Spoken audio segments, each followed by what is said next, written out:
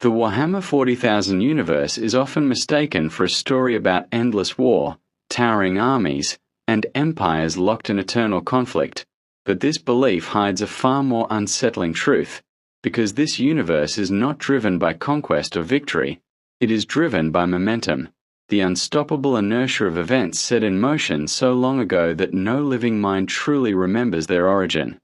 This is not a timeline of heroes or villains, and it is not a tale of who was right or wrong, because by the time the galaxy learned to scream, the outcome had already been decided.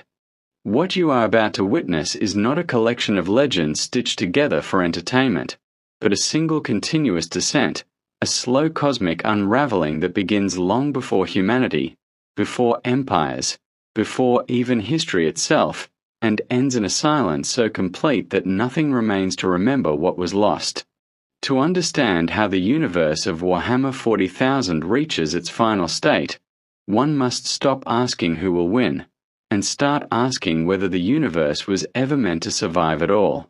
Long before written memory, before civilizations measured time or recorded achievements, the galaxy existed in a fragile balance shaped by ancient intelligences whose actions would echo forever.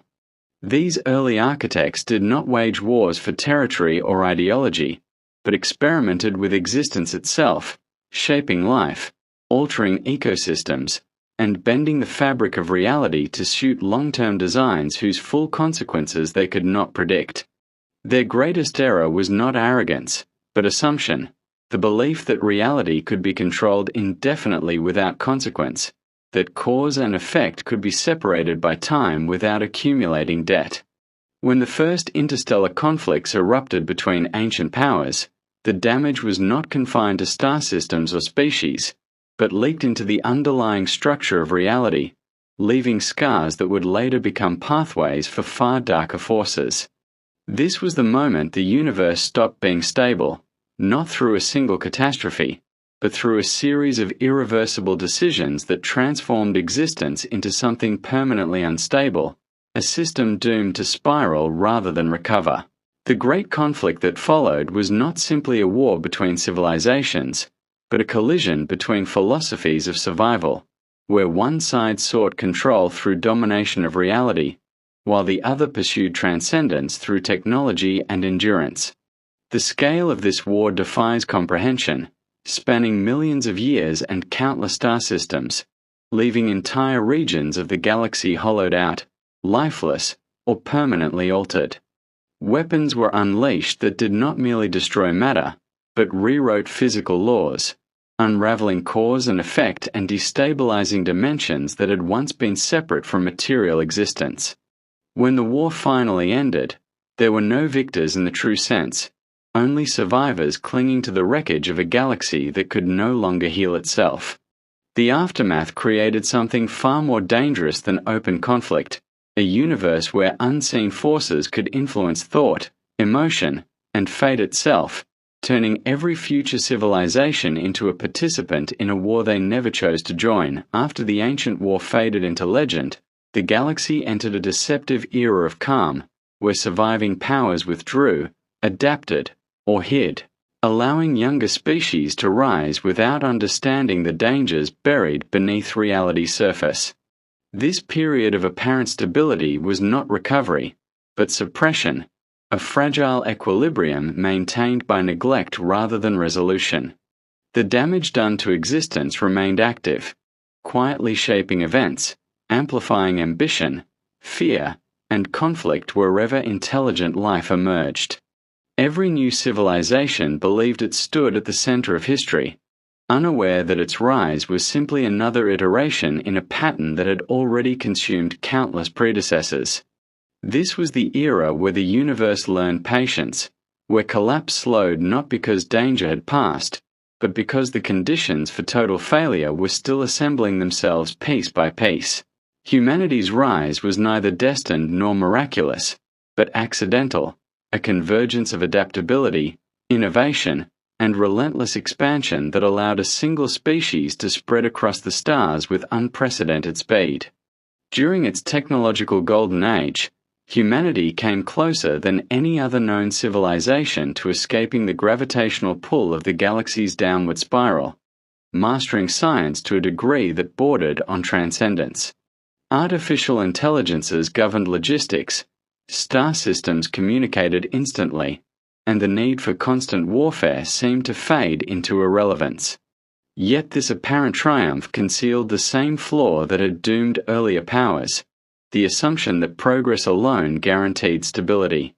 When internal failures cascaded into systemic collapse, humanity fell faster than it had risen, leaving behind ruins that would later be misinterpreted as myths, warnings ignored by those desperate to rebuild something familiar rather than something sustainable. The figure who would later dominate human history did not attempt to save the universe, but to slow its decay by imposing order on a species teetering between extinction and stagnation. His vision was not one of eternal war, but controlled survival, a narrow path through chaos where humanity might endure long enough to avoid total erasure. However, this plan required absolute authority, suppression of divergence, and an endless state of militarized vigilance that transformed survival into a prison. When this vision fractured, humanity became trapped in a perpetual present, technologically regressing, culturally ossified, and politically incapable of meaningful change. The imperium that emerged was not a triumph, but a monument to arrested development, a civilization preserved in decay, unable to advance yet too stubborn to collapse completely. As millennia passed, the galaxy entered a phase where every major power existed not to build a future, but to delay annihilation, each choosing a different method of resistance against the inevitable. Some relied on endless consumption, stripping entire regions of life to sustain themselves, leaving behind voids where nothing could ever grow again. Others sought control through awakening ancient technologies, only to discover that timing had already rendered their efforts insufficient. Newer empires expanded optimistically, unaware that the scale of the cosmic problem rendered their philosophies irrelevant beyond a few thousand years. Everywhere, the pattern repeated itself, growth followed by stagnation, resistance followed by collapse, all occurring against the backdrop of a universe that no longer rewarded adaptation, only endurance. Eventually, the galaxy reaches a threshold beyond which recovery becomes impossible, not through a single cataclysmic event, but through accumulated failure across every system of survival. Communication falters, travel becomes unreliable, and the boundaries between dimensions grow increasingly unstable, making long-term planning meaningless. Wars continue not because victory is possible, but because stopping would accelerate extinction, trapping civilizations in a cycle where conflict is the only mechanism preventing immediate collapse. At this stage, the universe no longer reacts to effort, only to entropy, draining energy, coherence, and hope from every remaining structure. The question is no longer whether the galaxy will fall, but how long its final echoes will continue to reverberate. The end of the Warhammer 40,000 universe does not arrive as a dramatic explosion or singular apocalypse, but as a convergence of terminal outcomes, each equally final in its own way. In some regions, reality dissolves under the pressure of uncontrolled immaterial forces, rendering physical existence impossible. In others, the galaxy is reduced to lifeless systems stripped of biomass, silent and empty, functionally dead despite the continued existence of stars. Elsewhere, ancient machines persist in isolated pockets, maintaining order in a universe that no longer supports meaning or growth.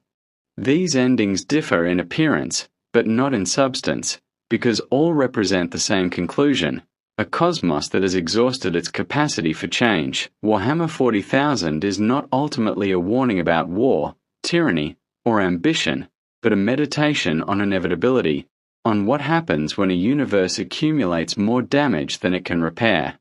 Every faction, every empire, and every ideology within it is reacting to a failure that predates them, struggling within constraints they cannot escape. There are no clean victories here, no endings that justify the suffering required to reach them, only varying degrees of silence waiting at the edge of time.